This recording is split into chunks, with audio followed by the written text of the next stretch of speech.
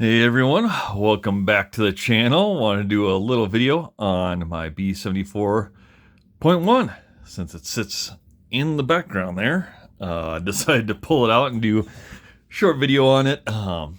There's a blizzard happening in Denver, so I'm not making it over to Rumble to watch anything going on there. So I'm just going to work on the hobby room, get some stuff updated, but I thought I'd do a video on this as well. So four-wheel drive is by far my favorite class. It always has been. But when I sold my 22 X4 Elite from Lowe's, I needed something else, and in came B74.1. So I actually did buy this used, refresh everything, added new shocks. So I did the 13 mil Kashima shock upgrade.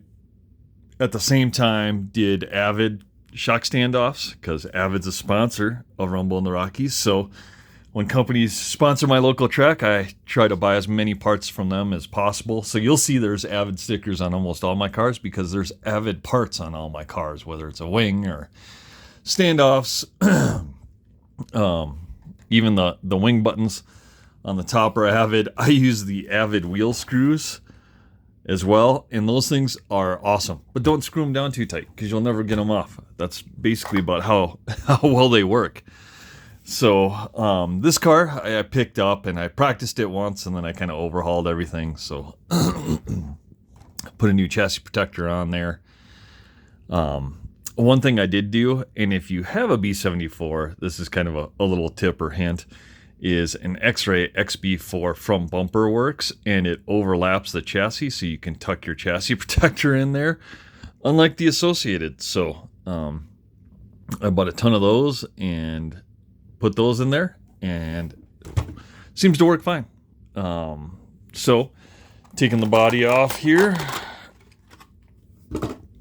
on this one, I mean, it's really a stock car. There's not much out of the box on this thing. Did upgrade to the R1 shafts in the front and in the back, so got a little R1 action in there. Man, this thing's plush.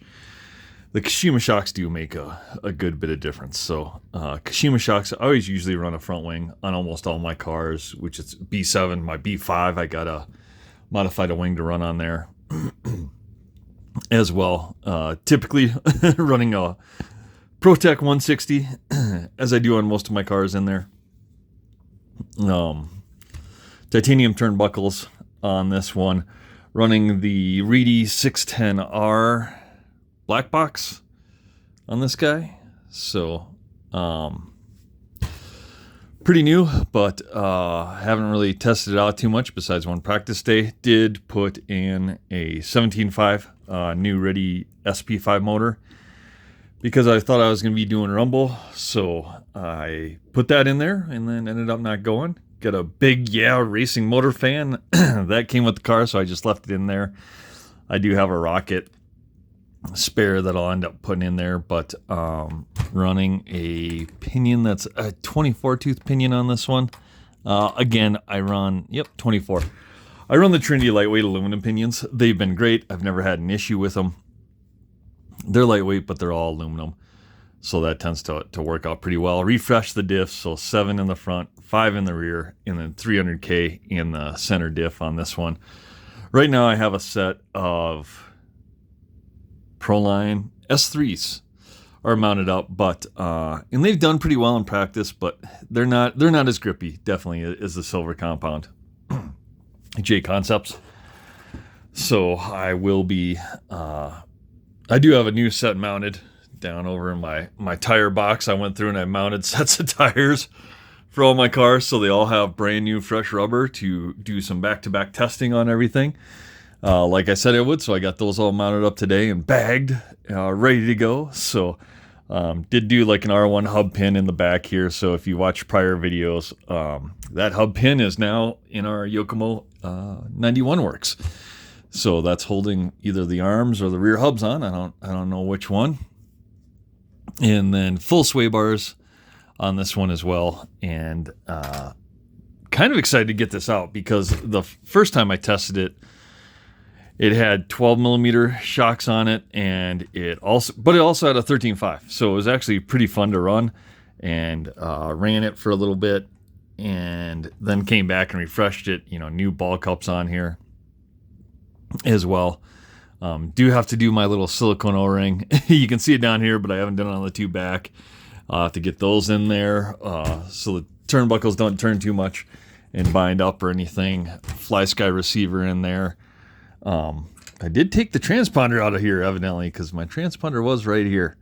So I must have took that out and put it in something else. I'm guessing it's probably the one that's it's probably my 870, I think. So apparently I have to pick up another transponder for this guy. So I'll pick one of those up, get that in there, and get that set. Again, I always use the 5mm plugs, and using Moores. You can get these anywhere, but running these to be able to pull them out easier as well. So this is kind of my B74 setup. Nothing special, kind of out of the box. It's really Dustin Evans setup. So I copied his setup sheet when he ran it more, and this is kind of how he had everything set up. He had yellow springs in the front, blue springs in the back. I want to say he had 1.8s and 1.9s as far as pistons, and then shock weight I think was 35 and 32.5. I don't remember because I did refresh this a little while ago, but it's Dustin Evans setup since he ran it more. And I just refreshed everything to kind of match that because, let's face it, none of us are probably going to be better than Dustin Evans. So if I just copy his setup, I will go from there. Did put, I think, the titanium shock standoffs, Revolution Designs lower shock mount in there as well. So we'll get this one out to the track. Probably not till next month. I'll run my 870s and in my Yokomo 91, and I'll run this last in a race to do kind of our four-wheel drive comparison, or our four-wheel drive evolution year to year. So just wanted to shoot a quick video, let you know what kind of modern upgrades and modern running gear I have on B74.1. And we'll see you on the next one, guys.